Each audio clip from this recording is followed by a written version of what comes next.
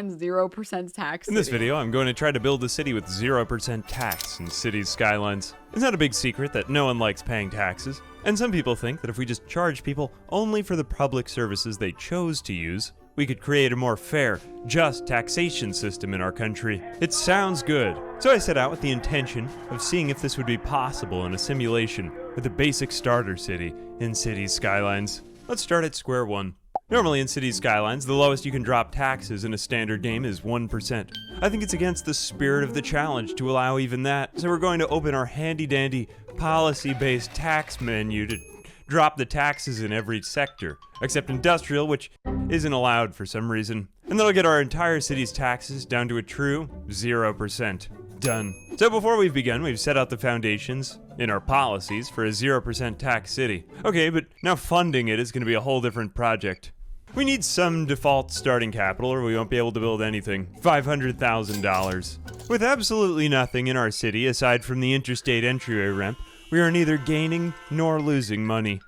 Entry highway maintenance costs are subsidized by the state, so that's out of our fiscal hands. But from the moment we lay our first roads, it's going to be very expensive to grow and maintain our city, so we need to plan ahead. Cash flows don't manage themselves, and if we run out of money, the challenge is over. Let's start with first things first.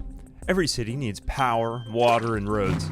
When we start building roads for our homes, they're going to be very pricey to maintain.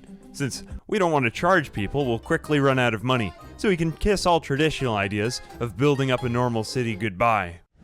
The first city I built relied upon tourism to secure public funding.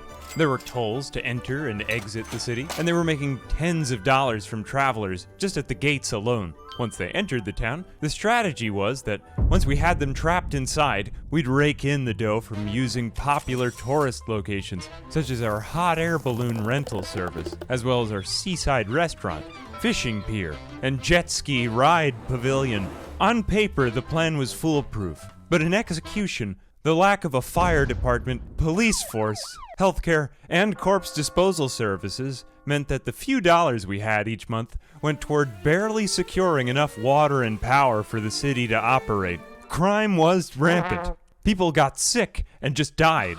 Then leftover human corpses filled up the restaurant and the other tourist sites, making them unattractive venues for visitors. And the hot air balloon riders just flew off and away into the sky. There wasn't really any way to enforce that. Without any tourism or anyone entering the city anymore, all the homes were abandoned, everyone just left, and the city went deep into the red as crime and fire spread.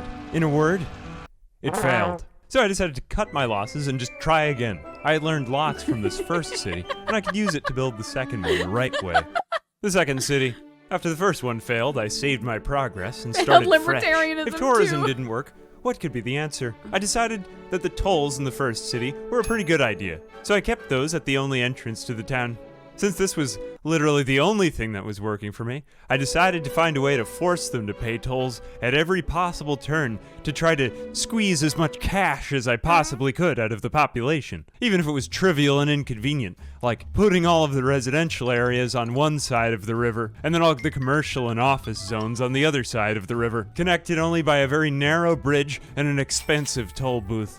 This nearly worked if it weren't for the fact that almost everyone in the town was uneducated and too stupid to work in an office building. We tried funding elementary schools with the meager profits from the few people who were smart enough to work in an office. But this town also, unfortunately, ended in a downward taxation spiral, which concluded with all the familiar sights and sounds of dead people, abandoned buildings, and men in balaclavas up to no good. The third city. They say the third time's the charm. Surely with all the failures from the first two dumpster fires, we could now put something together. And we did. The third city was the first city that was architecturally attractive and had a sensible plan for funding. Now we had toll booths not only at the entrance, but also just kind of nearby the town to suck the maximum amount of money from anyone who came anywhere remotely close to our borders. An attractive layout with a grid of 4 spherical neighborhoods for residential, commercial, industrial, and corporate buildings. Not only were we able to max out the tolls for passing between neighborhoods, but we were also able to maximize the effective radius of public services, like healthcare and education. Unfortunately, this also made it highly flammable, and each neighborhood was a massive fire hazard. I had faith in this town. I mean, it almost broke even, too, even with several municipal services. But its population also, unfortunately, suffered from a catastrophic downward spiral after everyone's jobs were erased, along with the industrial district, by the Great Fire of August 20... I'm sorry, but this shit is always so funny, like the smiley face to show, like, people are doing well in your town. And then seeing like minus 419. Jobs were erased, along with the industrial district, by the Great Fire of August 2023. Okay, so that didn't work, but the fourth city is where everything really started coming together. I hadn't failed, I had just not succeeded 3 times in a row. Now, not only did we have the tolls nearby, into, and just around the town, but now we began experimenting with a new way of making money. That is, erecting an expensive amusement park between the residential zone and the rest of the city where all the jobs and services were located. It was not a good amusement park. It was just a path between 2 entrances. That is to say, there was nothing amusing about it, but it became growingly profitable, so much to the point that I decided to make more of them, and then make them even shorter so that people would have to pay for multiple amusement parks, containing just more paths if they wanted to get to work. Still in the red. At this point in time, I decided that the traditional asphalt roads were becoming too expensive to maintain, and so I used my resources to replace them all with much less expensive dirt roads. At long last, our city was finally breaking even. Just kidding, it actually wasn't. It took until the 5th city for it to really break even, but who truly knows after I tried to sort through all the save files I named badly. The point is, this time we had fires, crime, dead bodies, and garbage all covered by funding from a gamut of 4 amusement parks all in a row. Broad Park, Groveland, Fun World, and who could forget Belmont Experience, where people fought every morning over not enough parking spots to allow the peaceful passage of pedestrian foot traffic through one park, around the street, across the next park, around another street, and then all over again, then followed by a long walk to work on the dirt road. And that's only one way.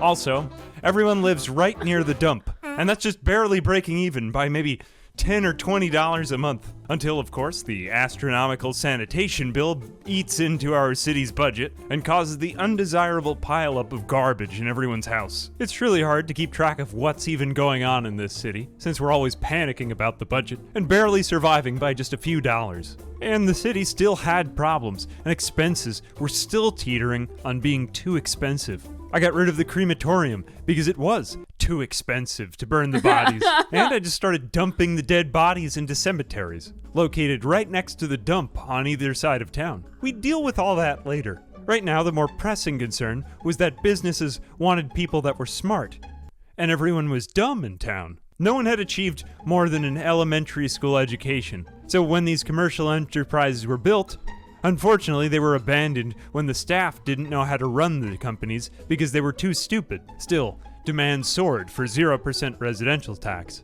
All that despite the fact that there were no jobs in town. So running out of space, we zoned denser housing projects, and we started just using martial law to demolish businesses right after they were built, if it looked like that they were going to aim to recruit people that were just too smart for our town.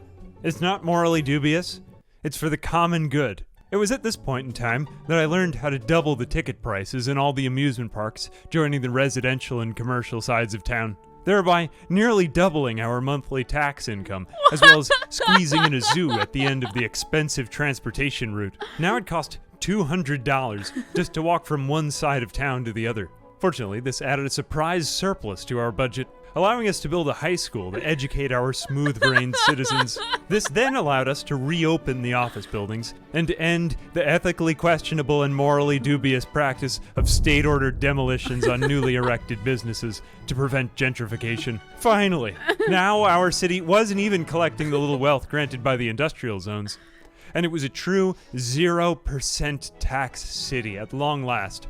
And honestly, it wasn't all that far off from several hypothetical libertarian fantasies, until the dead bodies started piling up, and the garbage situation got out of hand.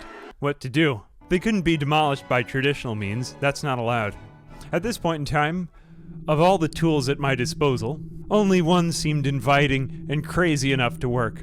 A meteor. No one would suspect that the catastrophic meteor of August 2024 was an inside job. A redirecting of a meteor, but it would take out the garbage and the dead bodies. You know, it doesn't interfere with the people who are alive. They don't have to pay tax. Just the dead people have to get hit by a meteor, and it destroys all the garbage and probably sends it horribly out into the atmosphere. But, I mean, it's free, so, you know, I did what I had to make this city tax-free. Finally, I had achieved my goal. A questionably sustainable city with $0 tax. That costs $400 to walk around in, but only if you decide to walk through part of it, which, as it happens, most people have to, but they could just choose to stay home.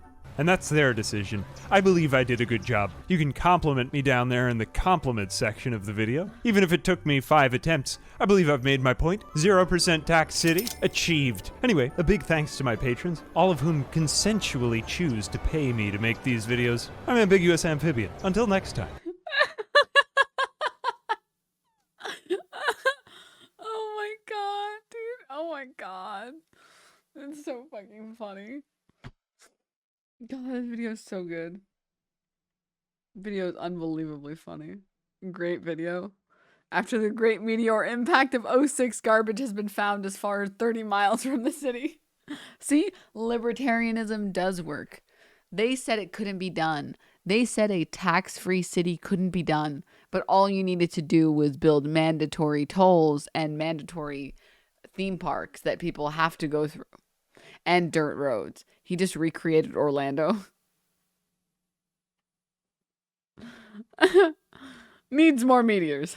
Mr. President, a second meteor has hit libertarian dreamland.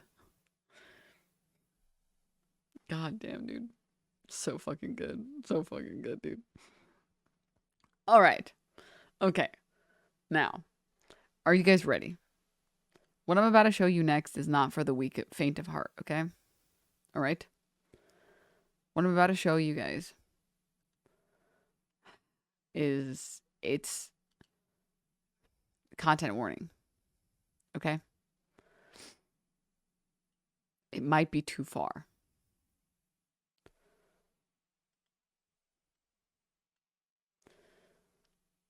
Now, I don't even know if I can watch this.